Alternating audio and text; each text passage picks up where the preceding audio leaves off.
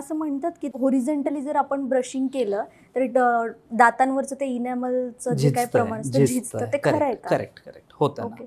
झीज होऊ शकते आणि झिजून पूर्णपणे आतमध्ये दाताचं पूर्ण झीज होऊन ते सेन्सिटिव्हिटी वाढते. दात एखाद वेळेस रूट कॅनलला सुद्धा जाऊ शकतो, असं पण आहे.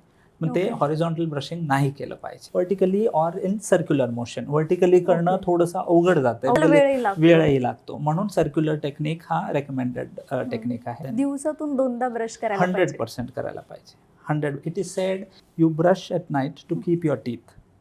You brush at night to keep your teeth and you brush in the morning to keep your friends. सकाळपेक्षा रात्री ब्रश करणं हा खूप महत्त्वाचा आहे, बिकॉज रात्री आपलं तोंडाचं खूप रेस्टिंग पोझिशनमध्ये असतं. आपण काही खात नाही झोपेत असताना, ते लाळ एका ठिकाणी साठते आणि मग ते त्याच्यानी दातांवरती डॅमेज होतं.